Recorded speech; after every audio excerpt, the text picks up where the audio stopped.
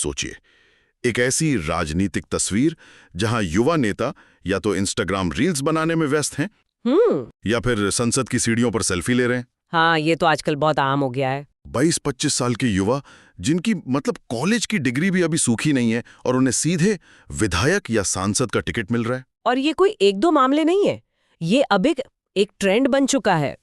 लगभग हर पार्टी में ऐसे चेहरे दिख रहे हैं। यही तो सबसे हैरान करने वाली बात है।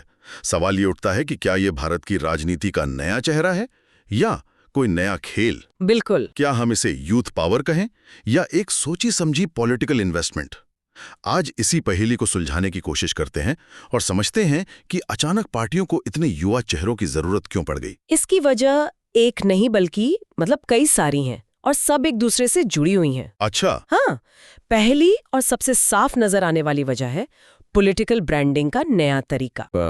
जैसे कोई कंपनी अपना प्रोडक्ट बेचती है। हाँ, काफी हद तक बिल्कुल। पार्टियां अपने नेता बेच रही हैं। आज के दौर में राजनीति सिर्फ रैलियों और भाषणों तक सीमित नहीं है, वो एक 24/7 मीडिया इवेंट बन गई है। पार्टियों को एक फॉर्मूला समझ आ गया है। क्या फॉर्मूला? युवा चेहरा मतलब वायरल कंटेंट, और वायरल कंटेंट मतलब मीडिया की नजर आप पर है। एक युवा नेता का जोशीला भाषण या कोई मजेदार वीडियो वो रील्स पर लाखों व्यूज बटोरता है। सही बात है। और इससे पार्टी की छवि एकदम मॉडर्न और कूल दिखने लगती है, जो शायद किसी पुराने गंभीर नेता से नहीं हो पाता। ये तो समझ आता है, एक तरह की मार्केटिंग स्ट्रेटेजी है। लेकिन क्या ये सिर्फ इमेज का खेल है या इसके पीछे कुछ और भी चल रहा है जो ज्यादा गहरा हो? आपने बिल्कुल सही नब्ज पकड़ी है। अच्छा। इमेज के पर्दे के पीछे छिपा है वंशवाद का एक नया और शायद ज्यादा चालाक रूप। वंशवाद? हाँ, अब बड़े राजनीतिक परिवार अपने बच्चों को 35-40 की उम्र तक इंतजार नहीं कराते, वो उन्हें 22-25 की उम्र में ही लॉन्च कर देना चाहते हैं। लेकिन इतनी जल्दी क्यों? इसके पीछे क्या सोच है? सोच बहुत साफ है, जितनी जल्दी राजनीति में एंट्री होगी, करियर उतना लंबा चलेगा। बिल्कुल, करियर उतना ही लंबा चलेगा, जनता के बीच पहचान जल्दी बनेगी और सबसे जरूरी, परिवार की सीट पर नियंत्रण बना रहेगा। अच्छा। एक तरह से ये राजनीतिक विरासत को अगली पीढ़ी को सौंपने की प्रक्रिया है, जिसे बस अब बहुत जल्दी शुरू कर दिया गया है। हाँ, ये तो सुनने में भी आता है कि दादा विधायक थे, पिता सांसद, और अब 22 साल के बेटे को भविष्य का मुख्यमंत्री बताया जा रहा है। यही हो रहा है। मतलब ये एक तरह की लॉन्ग टर्म इन्वेस्टमेंट है परिवार के लिए। पर पार्टी आला कमान ऐसे उम्मीदवारों को क्यों पसंद करता है? अनुभव की कमी तो उनके लिए भी एक समस्या होनी चाहिए। यहीं पर तीसरा कारण सामने आता है, कंट्रोल का खेल। कंट्रोल? हाँ, एक युवा और अनुभवहीन व्यक्ति, उस पर पार्टी के वरिष्ठ नेता, परिवार और यहाँ तक कि बड़े कॉरपोरेट घराने भी आसानी से नियंत्रण कर लेते हैं।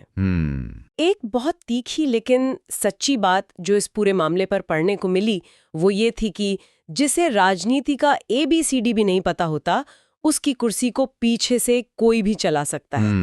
ये तो बहुत गंभीर आरोप है। मतलब वो सिर्फ एक चेहरा है और फैसले कोई और ले रहा है। कई मामलों में ऐसा ही होता है।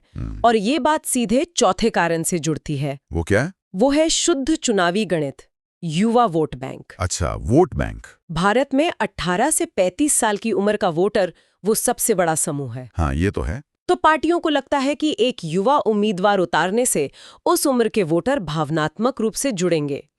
उन्हें लगेगा कि ये हमारी उम्र का है, हमारी बात समझेगा। एक इमोशनल कनेक्शन बनाने की कोशिश। बिल्कुल, ये एक बहुत बड़ा चुनावी दाव है जो अक्सर काम कर जाता है। और मुझे लगता है पांचवा कारण तो हम सब अपनी आंखों से देख ही रहे हैं। Social media. हाँ, सोशल मीडिया। बिल्कुल, ये एक नया ही आयाम है।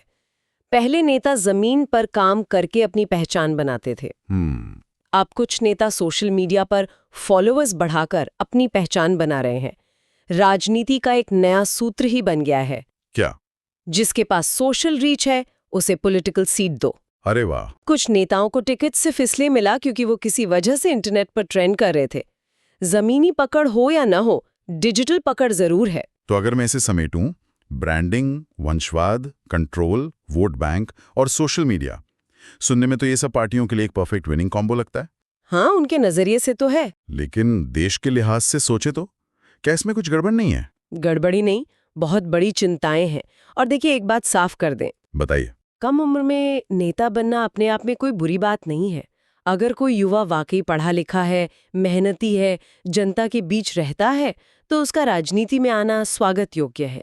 लेकिन जो अभी हो रहा है, हाँ, जो मौजूदा चलन है वो चिंताजनक है। और सबसे पहली चिंता क्या है? अनुभव की भारी कमी। एक बहुत ही दमदार बात कही गई है, देश चलाना रील्स बनाना नहीं है।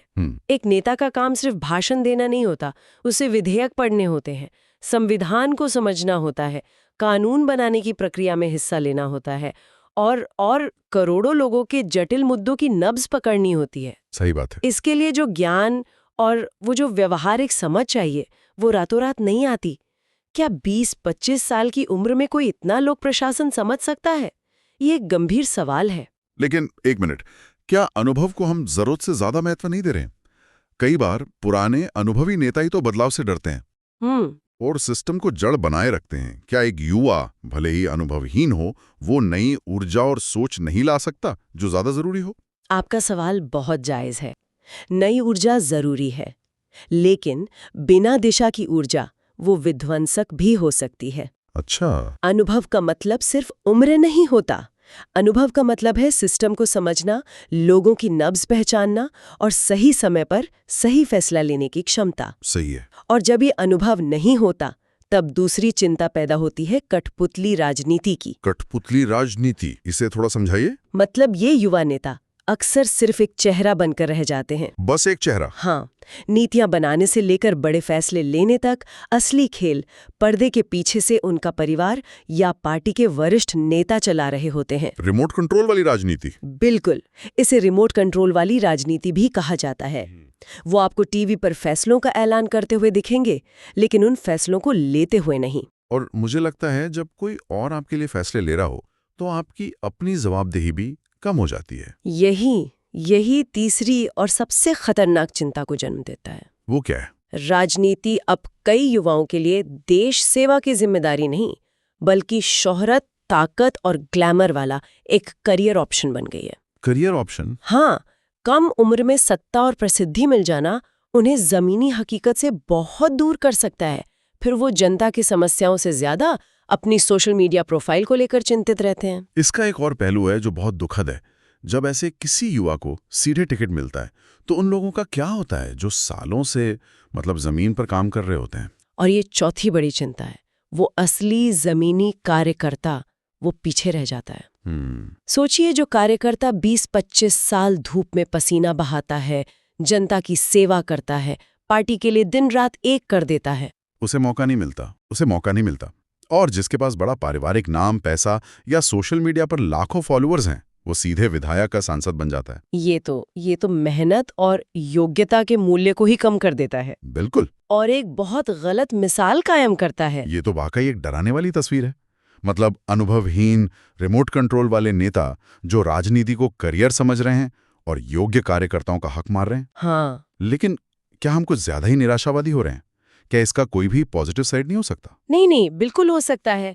हमें तस्वीर का दूसरा पहलू भी देखना चाहिए। तो क्या है दूसरा पहलू? अगर कोई युवा नेता पढ़ा लिखा है, ईमानदार है, जमीन से जुड़ा है और नए विचारों वाला है, तो वो भारत की राजनीति में क्रांति ला सकता है। युवाओं के पास दो सबसे बड़ी ताकतें होती हैं जिनकी भारत को आज सख्त जरूरत है। क्या है वो? पहली है ऊर्जा, मतलब एनर्जी, और दूसरी है नई सोच, फ्रेश थिंकिंग। हाँ, ये तो है।